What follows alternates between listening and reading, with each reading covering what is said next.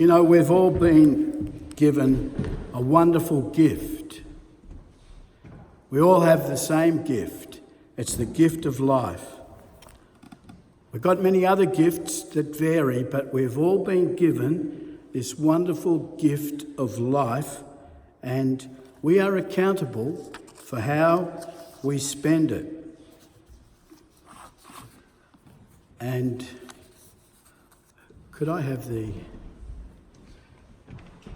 Oh, thank you.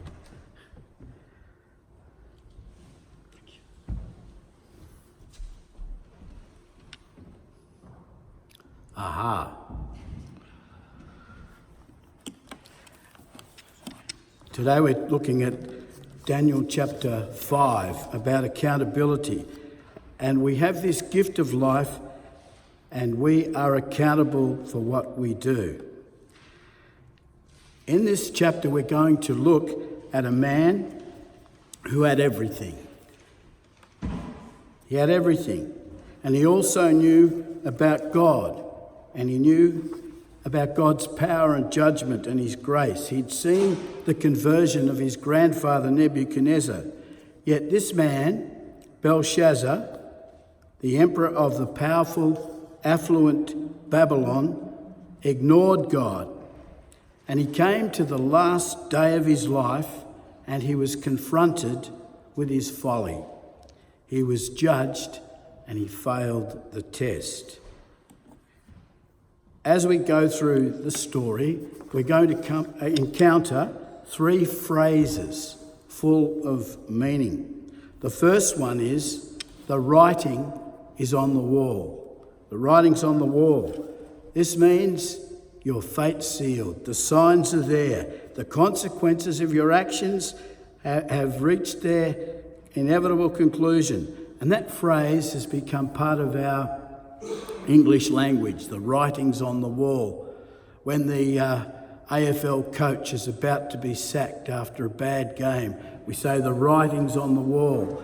And here we have it, we're going to come across this phrase. The second one is, the books will be opened. Everything we've done is going to be revealed before God. And thirdly, you are weighed in the balances. We're going to be weighed and see how much weight we have. We're going to read from Daniel chapter 5, and we read, King Belshazzar gave a great banquet for 1,000 of his nobles and drank wine with them.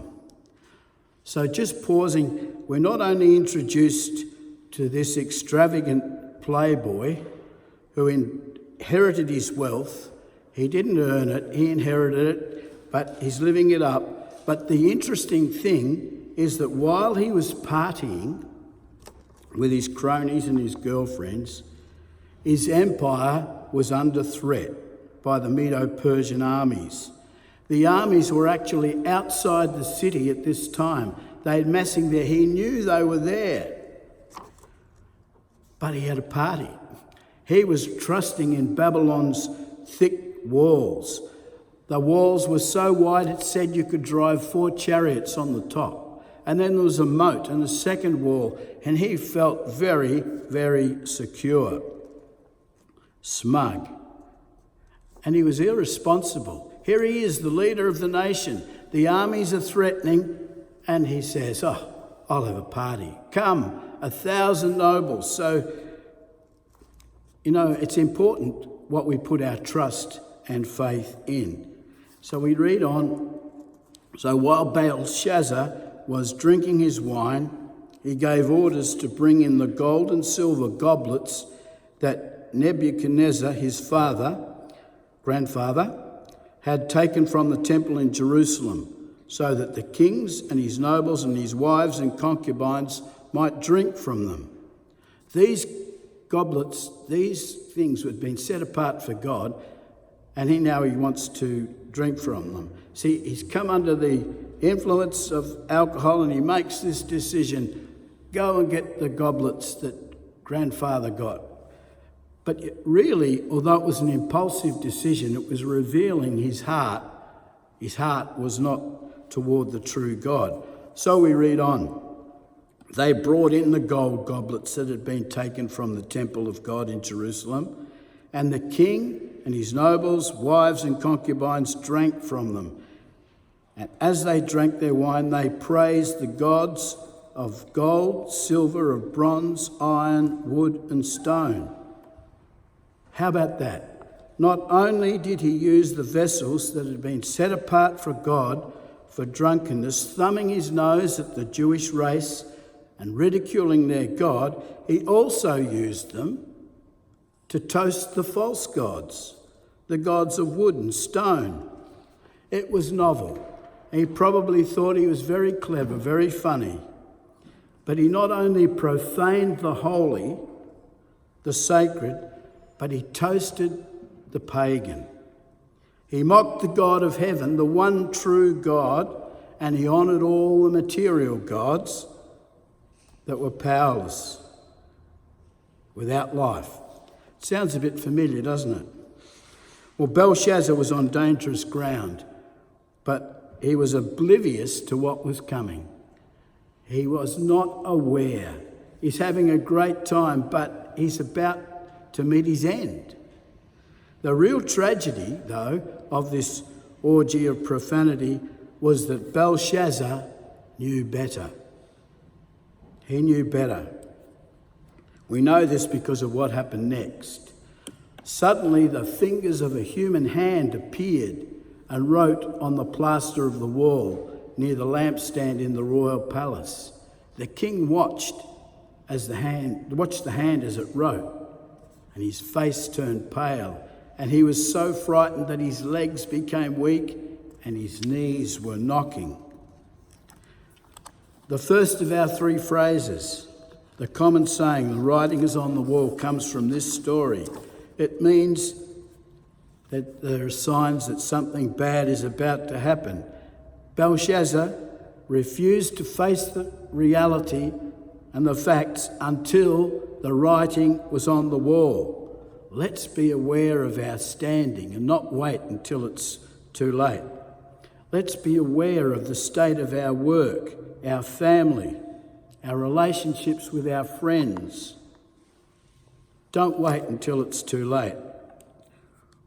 Rembrandt painted the scene, and it's a famous picture, and Belshazzar stares at the wall. The painter ignores the 1,000 guests and he focuses on the main table. Belshazzar, look at his ornate clothing.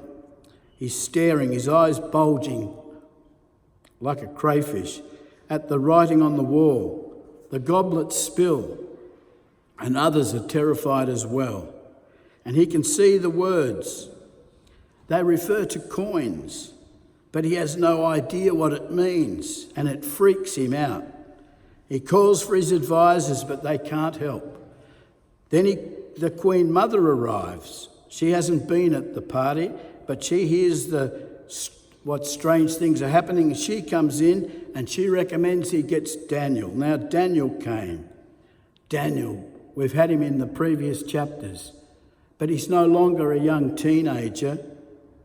Now he's as he was when he told Nebuchadnezzar his dream. Now he's a mature, middle-aged man, an experienced diplomat, and he's still serving, doing his job with integrity and still walking with God. Well, Daniel comes in, and before he gave the meaning of the words, he reminded Belshazzar that Belshazzar, had seen God dealing with his grandfather. He'd seen it and he had ignored it. He said it nicely, Daniel, but he said it. Your Majesty, the Most High God gave your father Nebuchadnezzar greatness, and he had all power. Everyone feared him. And whoever he wanted to put to death, he put to death. Whoever he wanted to spare, he spared. Those he wanted to promote, he promoted. Those he wanted to be humbled, he did. And so he said how great the father was, his grandfather. And Daniel told the story that we looked at last time of how when his heart became arrogant and proud and hardened, He was stripped of his throne and his glory, and he was driven away from people and given the mind of an animal. And he lived with the wild donkeys. He ate grass like an ox, and his body was drenched with the dew of heaven until he acknowledged that the Most High is sovereign over all. And Daniel spoke directly to the king, and he said, "You saw all this. You saw your grandfather out in the field living like an animal, and then you saw the miracle of how God restored him to be a king. You saw all this, but you ignored it. You did not take any notice. You have not humbled yourself. Instead, you've set yourself up against the Lord of heaven. And you had the goblets from the temple brought to you. You and your nobles, your wives and your concubines drank from them, and you praised the false gods. But you did not," this is the words directly from the Bible, "but you did not honour God who holds your life in his hand." God holds our lives in his hand. It pays us to recognise that and to honour him and not to be self-sufficient and arrogant. And this is the inscription that was written on the wall: Mene, Tekel, PERES. Mene, God has numbered the days of your reign. Now Daniel's telling him the meaning of these things. God has numbered the days of your reign and brought it to an end. Tekel, you have been weighed on the scales and found wanting. And thirdly, PERES, your kingdom is divided and given to the Medes and the Persians. And in the last verse of the chapter we read, that same night, Belshazzar the Chaldean king was slain. And so Darius the Mede received the kingdom at about age of 62. While the party was going on, the armies of the Medes and Persians had diverted the Euphrates, or made a way how they had been able to come in to the city. And while he is fooling around, the armies are marching upon him. And just after this speech from Daniel, he met his end. But this will do. We'll lighten it up a little bit. This is a magazine image from 1936, a date that none of us here can remember. But back then, we're told, there's no supermarkets, no Woolworths, no Coles, but there were grocers, greengrocers and general stores. And they measured and weighed out and calculated and counted and packed everything from biscuits to butter, from raw sugar to raw sausages, and they weighed them. And here we have Mr. Jones, the nice Mr. Jones, the grocer, always polite, but he had a naughty habit of leaving his hand on the scales. So as he's smiling at his customers and wishing them a good day, he's leaning on the scales. Naughty, naughty Mr. Jones. But Mrs. Smith, sweet Mrs. Smith on the left, she's a wake-up, and she puts her finger under the scales. And she's saying, "Thank you, Mr. Jones." But in her head, she's saying, "Gotcha." In her head, she's saying, "You're not going to get away with this." It's very cute. And, human beings are very good at acting and pretending. We're all good at it. But, when it comes to the scales of God, his scales can't be manipulated. Can't be manipulated. His judgments are true and just and equitable, as we read in Psalm 9:8. He will judge the world with righteousness, and he will execute judgment for the peoples with equity. God is a great judge. I wouldn't like to be a judge in a court and try and discern whether the person's guilty or not. But God, he sees everything. But judging others is not our role. If it was, how would we do it with that kind of equity? And in Romans 14, where it tells us not to judge, it also says each of us will give an account of ourselves. Don't worry about someone else. Each of us will give an account of ourselves to God.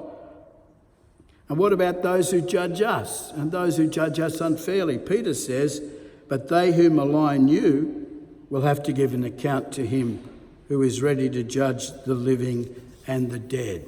We're all in this. We've all been given the gift of life. We're all accountable. We're all going to be weighed. Now, Vermeer was one of the great Dutch artists. You remember the pearl with the girl rather with the pearl earring? That guy. He was one of the great painters of the 17th century. His interiors were famous for their light and beauty. And Vermeer was a believer. And this painting, Woman Holding a Balance, has a Christian meaning. The young woman stares contemplatively at the small empty balance in her hand, in the exact centre of the picture. What's she thinking?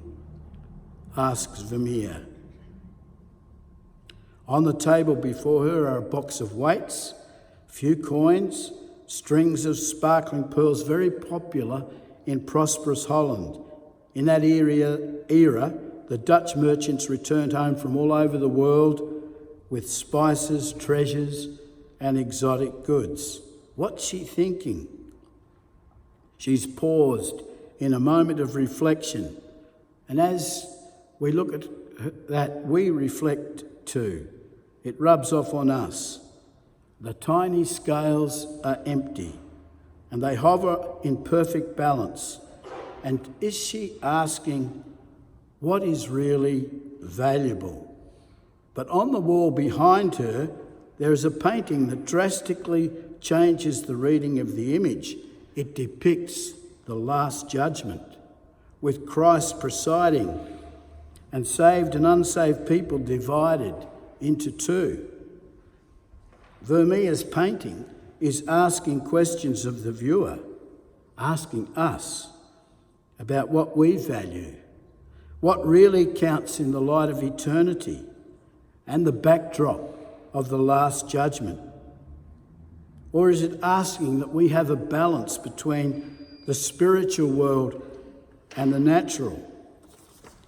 Maybe he's reminding us that we'll be held to account for the judgments that we make, the values that we hold, the things that we decide on every day. And in 1 Corinthians chapter 11, the chapter that we read at communion, it tells us to examine our hearts. And I think this is a key for our lives. If we judge ourselves rightly, we would not be judged.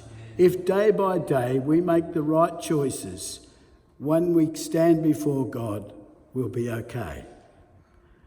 And there is going to be a last judgment. And Daniel, this marvellous Daniel, this prophet, in chapter 7, he has these words. He says, as I looked, thrones were set in place, and the Ancient of Days took his seat.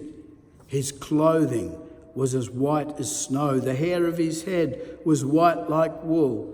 His throne was flaming with fire, and its wheels were all ablaze.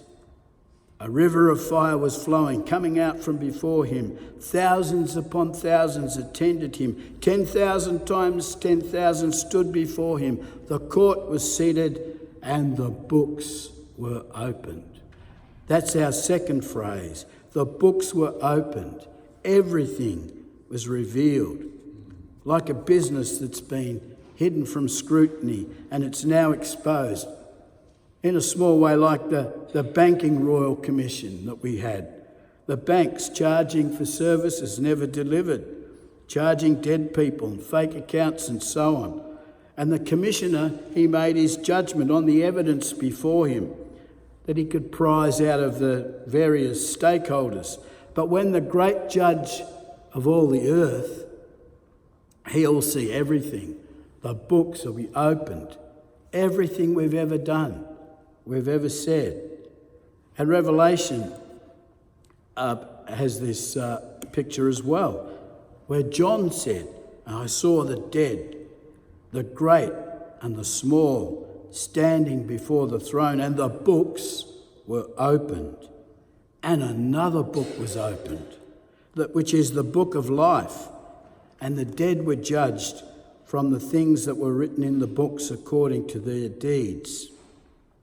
But that book of life, that book is open too. And we can have our name written in the book of life. And if our name is written in the book of life, we will live with him forever. In Matthew we read, "I tell you that everyone will have to give an account on the day of judgment for every empty word they have spoken. For by your words you will be acquitted, and by your words you will be condemned." When Daniel spoke to Belshazzar and interpreted the meaning, he used our third phrase, "You are weighed in the balance and found wanting." Belshazzar was put on the scales and weighed against God's requirements. You are weighed in the balance. He was found wanting. One of my best childhood memories was going to church camps, children's camps. They were a great lot of fun. They had a lot of impact on my life. And I can remember one where there was an evangelist speaking to the children, and he told this story of Belshazzar. And as a good child evangelist, he had props. It was an object lesson, and he had this big set of scales. And he had weights with words written on, and the first one was a man. It was a man or a woman or a person, and he put that person on the scales on one side, and on the other side he put the 10 Commandments. He put the requirements of God. And so that he weighed, and down went the 10 Commandments, very weighty. Up went the lightweight. The man, he was judged. Just like Belshazzar was measured against the requirements of God that God had for him. But when he was weighed against God's requirements went down. Belshazzar went up. Weighed in the balance and found wanting. Well, as the child evangelist told us this story, he put some good works, some weights on to help the man, but still it wouldn't swing the balance in his favour. Still the requirements of God, the 10 Commandments, thou shalt love the Lord your God with all your heart, that man failed. But then he took another weight, and this weight represented Jesus. And so on one side we had the requirements of God, all the things that we should do and things we shouldn't do. And the man's on the other side, and he put the weight representing Jesus with the man, and they exactly balanced. Exactly balanced. And we as children understood what he meant. It's a beautiful illustration of the gospel, because on our own we weigh nothing. But when Jesus is with us, we have value, we have weight. When Jesus is with us, we can meet the requirements of God. Because we're not holy, we have sinned. But Jesus gives us the gift of righteousness, the gift of forgiveness. And when we stand before God, if Jesus is with us, we will be pronounced as not wanting, but be pronounced as meeting the requirements. And we'll hear the words, "Come, come, join me in my kingdom." So We have been given the gift of life, and we are accountable for it. One day we're going to be weighed, and we're accountable for the false words and all of the things. How are we going to measure up? Because the ultimate accountability is this: God has sent his Son, Jesus, to save us. And we have the choice to bring him into our lives or not. And when we stand there, if we are on our own, we're not going to make it. But if we're with Jesus and Jesus is with us, wow, we're going to live with God forever. Hallelujah. Amen. And our lives will be counted as worthy because Jesus has saved us. Amen. Amen. Let's bow together in prayer.